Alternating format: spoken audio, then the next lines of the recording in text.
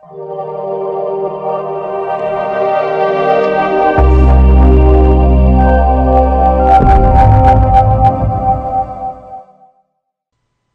guys, Mark Holfe, Canadian immigration lawyer, ex-immigration officer, and former high school teacher, coming to you again with another little video to help you navigate the complexities of express entry. Well, in my past videos, you learned what it is, and you learned what it takes to be eligible. In other words, how to get your profile into the express entry pool, which is really important to know. Because there's no point wasting any time if you can't even meet the minimum eligibility criteria. But guys, that is not the end. That is not the thing that you need to focus on. Once you know you meet the eligibility, the next thing is to understand whether or not you even have a chance of getting an invitation to apply. Now, I know for a fact that there are tons of overseas agents, crooked consultants who will tell you repeatedly, oh, I'll do an assessment for you. They do an assessment. Surprise, surprise, you're eligible. Pay me money and I will help you to submit your profile into the pool. Yeah. Well, guys, if you don't have a prayer of qualifying, in other words, getting your invitation to apply, then why in the world would you want to waste your time submitting your profile in the first place? The last thing I want to see you guys do is lose your hard-earned money. Nobody wants to be throwing their money away for a process that doesn't even work for them. And I'll let you in on a little secret. Those overseas agents, they know very well whether or not you have a good chance of qualifying. In fact, I could probably tell you in about 5 minutes if you clicked on the link and said, book a consult with Mark. Now, I have minimum 30 minutes in those links, in those consults. But the reality is I could tell you so quickly. But those overseas agents often do not tell you what your realistic chance of qualifying is. Why? Because their sole purpose is to get your money. And I don't want you guys to lose it. I'm serious. There is no point wasting your time if you do not have a chance of qualifying. And in all honesty, the consults that I do for clients, I believe that is the best value I could ever give anyone, is to tell them, I'm sorry, but you don't qualify. And in that consult, if there's a way that I can increase your chances, I'll tell you how to do it. If there isn't and your chances are really low, then I'll tell you, because there's no point wasting your money unless you know you're going to qualify. So those agents who know all about this thing right here, the comprehensive ranking system, which is what I'm going to talk to you about today, they often don't let you in on it. Or they mislead you into thinking that you actually do have a chance when you don't. But my goal is to educate you, as I do, putting on my former high school teacher hat and teaching you all about the comprehensive ranking system. So let's jump in, and I'm going to do that right now. First thing, I'm going to remove this. I can't tell you guys how many times I've had to record these videos because I forgot to do that. And I'm also going to share my screen with you, which also requires me to actually share it. Now I'm going to go and we're going to blow it up, and I'm going to go to a maximum size screen here. All right. Now this might seem a little bit overwhelming, but this is how the comprehensive ranking system works. You, as a person, have what we call human capital. And you can see here bullet point 2, human capital. What is it? Well, it's your age, your education, in this case, language and Canadian work experience. Now, there are other factors. Foreign work experience is important, but for the purposes of the Canadian express entry system, Canadian work experience is the one that really is important. But let's face it, most of you don't have it. So there's the transferability factors, which I haven't gone into great detail here, but you can see beside each of these is a number total. If you look into the bottom right corner, you'll see that the total score that you can get is 1,200 points.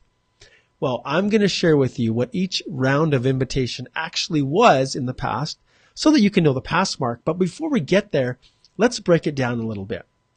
Right off the bat, you need to understand that if you are single, they treat you, at least they being Immigration Canada, treats you different than if you're married. And having been married for over 22 years, I can tell you that I could not dream of going to Canada without my spouse if I was living outside. Heck, I can't even be away from her for 2 or 3 weeks, let alone being away forever. But the reality is anyone who is married is actually prejudiced by the Canadian government. Now, those officers who look at my videos and watch my content and are curious at what I'm doing are probably going to be horrified by that statement. We don't prejudice couples. Well, the reality is maybe prejudice isn't the best way of describing it. But if you are single, you have a distinct advantage over someone who is married. Let me explain why. If you can see from this screen in the first bullet point, it says how the comprehensive ranking system works for a single person. You will see right here under the human capital factors that you're assessed on a total of 500 points for human capital. 110 for age, 160 for language, 150 for education, and 80 for Canadian work experience. Let's take a look at a married person. A married person, as the principal applicant, is only assessed on 460 points. Why?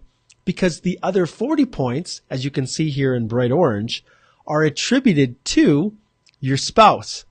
So guess what? If your spouse doesn't have high English language ability like you do, or really, really high education, or even any Canadian work experience, which usually isn't too much of an issue, you could lose up to 40 points because your spouse has lower human capital than you. So as a single person, you get all of those points that you're assessed against. And it does make a difference. When you're doing the assessments, guys, you will see that if your spouse has low human capital, you're actually punished. And we'll get into, in future videos, some of the things that you can do to try and work around that, but we won't talk about that in this particular video segment.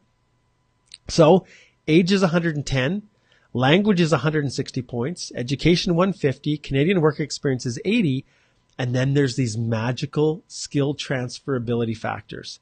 And these guys are super, super powerful because these skill transferability factors can actually make the difference between whether or not you can rank high enough to get an ITA or not.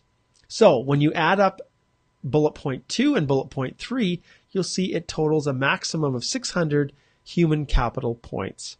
So that's only half of the points. Well, where did the other ones come from? Well, the government actually gives what I call bonus points.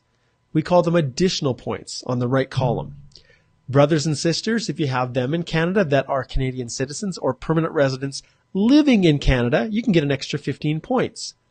If you speak French at a high level, the equivalent of, you can see here, NCL C7, which is basically CLB4 or less, plus CLB4 or less in English, sorry. So it's a combination of French and English. Then you can get an extra 15 points. If you have a high French ability and CLB5 or higher in English, you can get an extra 30 points. And guys, believe me, when you're reaching the stage where you're crossing over that threshold to reach the level to get an ITA, every single point counts. Okay, they also reward people who have Canadian education. So if you've completed a 1 to 2 year Canadian education program, you get 15 points. 3 or more years, you can get 30. And then the granddaddy points of them all, the arranged employment offer. If you have a job offer from a Canadian company to work in a senior executive level position, which is a NOC 00, you can get 200 points, which is massive. That virtually guarantees you're going to get an ITA. It always wasn't like that, or I should say it wasn't always like that. That's a recent change that the government made. But if you have a regular skilled occupation with a job offer from a Canadian company and it's at a skill level 0A or B, then you can get another 50 points, which also is pretty awesome in the grand scheme of things. It can truly make the difference. All right. And then obviously some provincial nominee programs participate in express entry. And if you get that nomination from a province through one of the express entry streams, then you're virtually guaranteed to get an ITA. You get an extra 600 points, which is massive. So you could potentially get a maximum of additional 600 points through these additional points that are listed here. Total being 1,200 points. So that's all fine and dandy, but let's see what happens to, and we talked about this briefly, let's just touch briefly on a married person. So, as I indicated before, if you have a spouse, then your spouse is also going to be assessed against their education, language, and Canadian work experience.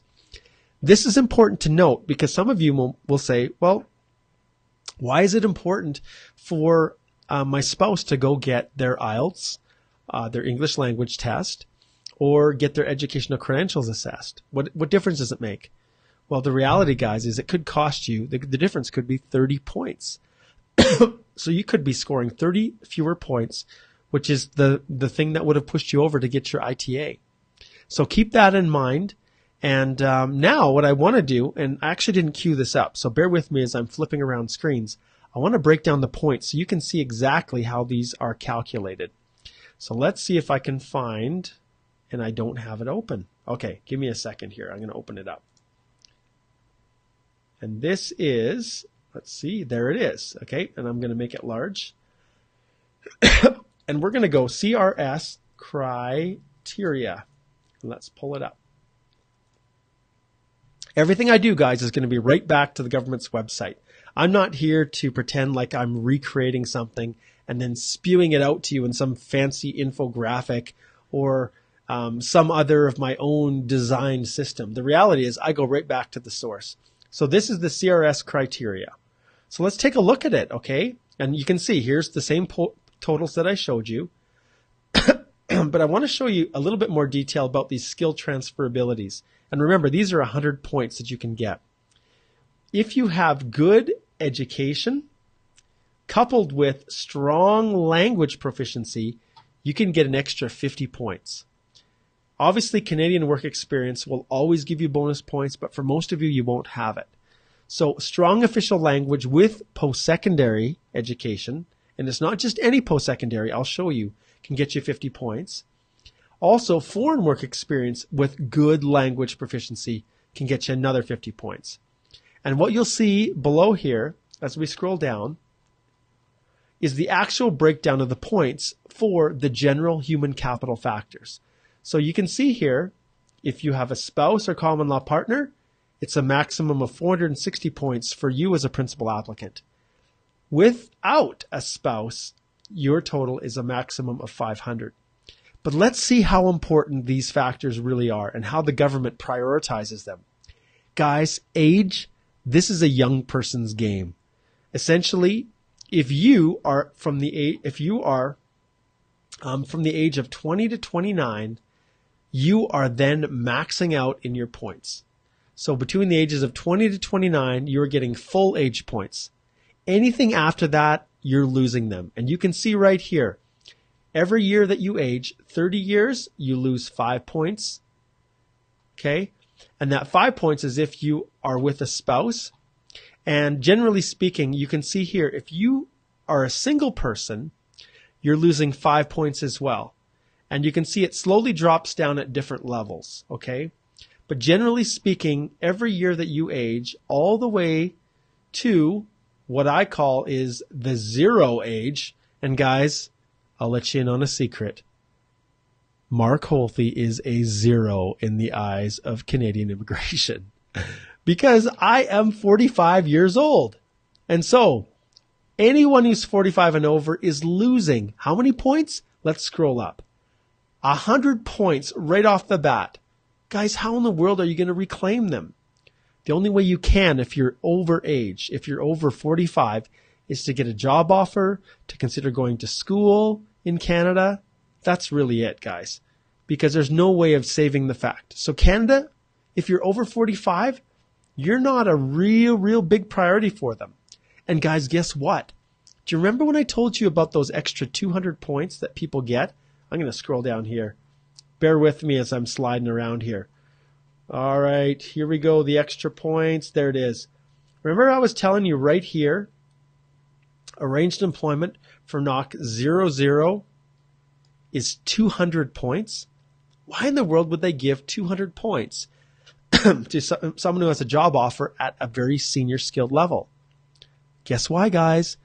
Because usually senior executives, to climb your way up through the corporate ladder to become the CEO or the executive of a company, you're going to be 45 years old. It's going to take you time.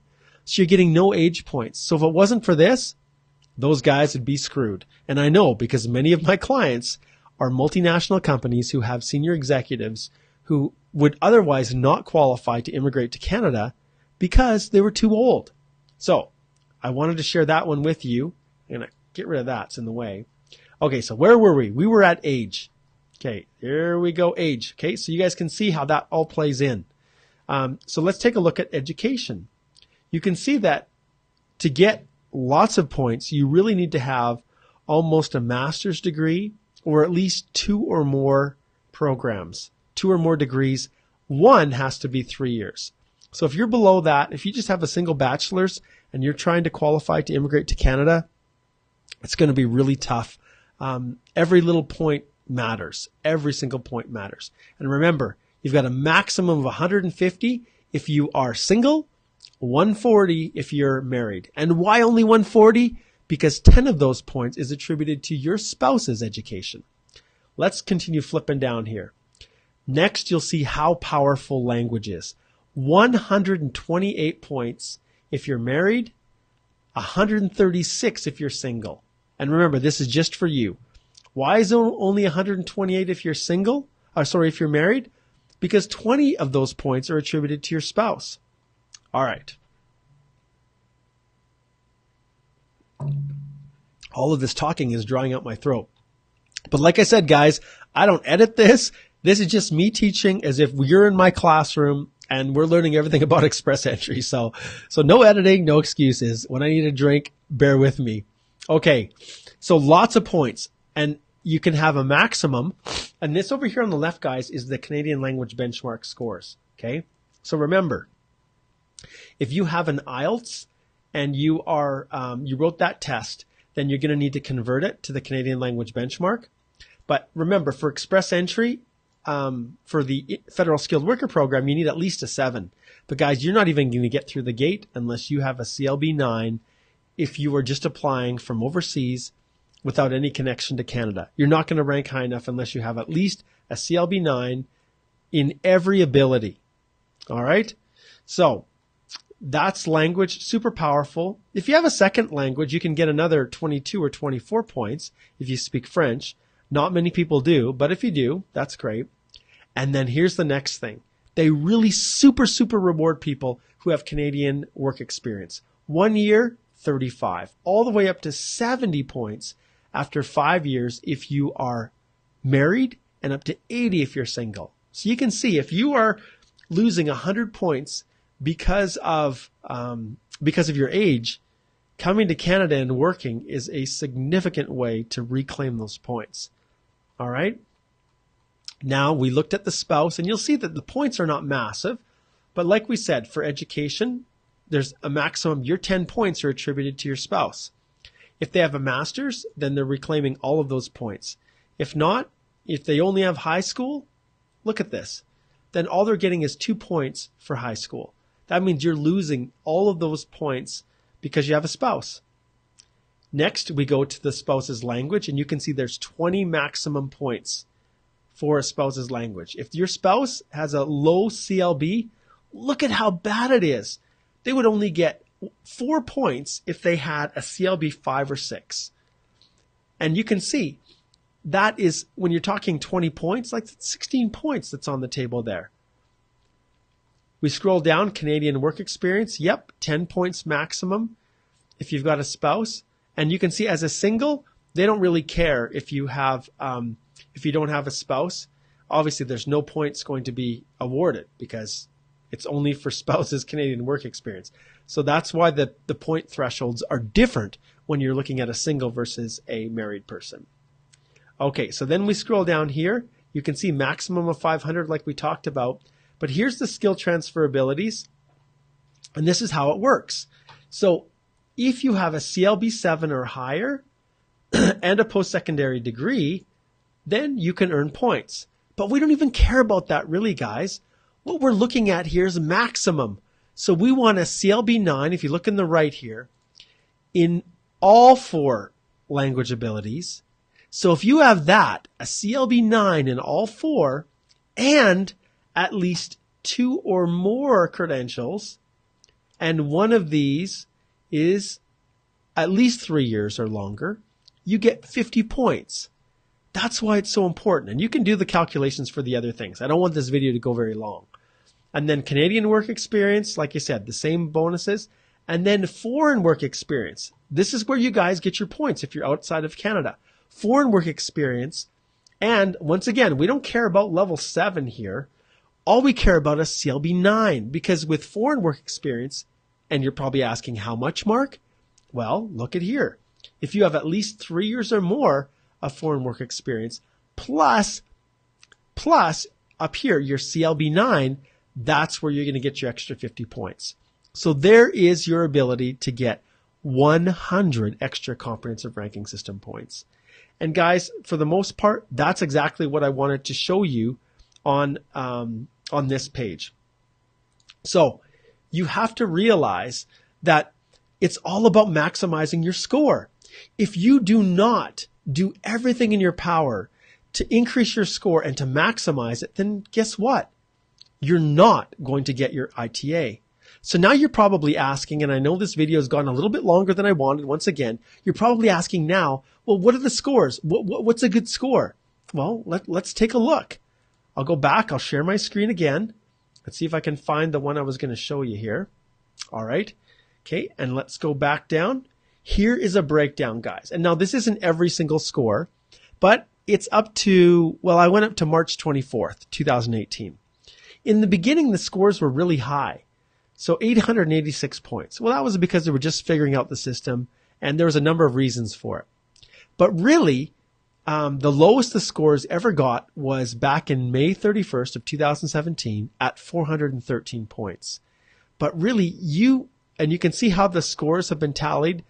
The reason is on draw 66, the reason it took that big jump is because on that day is when they added the 15 or 30 extra points for French language ability, and they also added the 15 points for having siblings in Canada.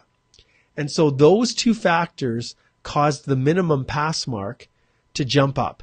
So it went from 413 to 449, and then it dropped back down, as you can see here on draw 69, to 433. And then most recently, there was a little bit of a delay between the rounds of invitations. And whenever there's a delay in them issuing it, it usually means that the pass mark is going to go up. So 456 was the last one. Now you'll see over here in the bottom right as well, I've got sweet spot, 350 to 450. Well, just after Express Entry was launched, our Canadian Bar Association had our National Immigration Conference, and it was in Vancouver, I think. And I had an opportunity, and I'm trying to remember if it was that one or the next one. Anyways, I think it was maybe the next one. I was on the panel for Express Entry with the government officers who created the program and were responsible for it. So I was the immigration lawyer who was on the Express Entry panel. And at that time, before we saw all of this, this was probably around maybe round 5 or round 6 on the screen here. The officer said, well, we think the sweet spot's going to be somewhere between 350 to 450 points. My goodness. Were they off? So we went along merely thinking that if your points were somewhere between 350 and 450, well, you had a good chance of getting drawn. That is not the case. You guys can look at the numbers. Here's the numbers, right?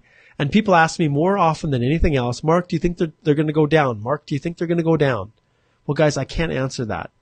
But as it stands right now, based on the totals, and they usually draw about 3,000 people per round, unless you have at least 440 points, it's going to be questionable. Even if you have 430, 433, 34, as you've seen here, it's going to be questionable. So govern yourself accordingly. I hope that you now have all of the tools, all of the understanding, everything that you need to know to not be duped by an overseas agent who is just trying to take your money to submit your profile when maybe you're in the high 300s. If you are under 400, guys, at this stage, don't waste your time submitting your profile. Well, I guess I shouldn't say that. There's no harm in submitting your profile, but heaven forbid, don't pay someone to do it for you. If you're looking for help, and as always, click down, up, wherever it is, I don't know, wherever the link is, you can book a consult and we can look through your whole profile to determine whether or not there's things that can be done to increase. And there's obviously my guide that's always there that has everything immediately for you. If you just want the information now, you can access it. But once again, I'm pushing all of that aside because that's secondary to me helping you. And in future videos, I'm going to talk exactly about this, how to increase your chances of success, how to increase your score. All right. It's been another super long video. This one was way longer than I intended. I don't know how it got this way. I guess it just does. But in the next video, let's see. Woohoo! You guys are going to love this one. In the next video, I'm going to talk to you about some specific things that go above and beyond everything that I've taught you that will help you determine once and for all whether it's actually worth it to start spending money on educational credential assessments, medicals, police clearances. So my goal next video is to save you money. And that's if you are not meeting each of these things that I'm going to share with you in the next video. All right, guys, thanks for tuning in and stay tuned in my next little video. And I'm going to share with you guys what you need to do right now to determine whether or not you should even submit your profile. Take care.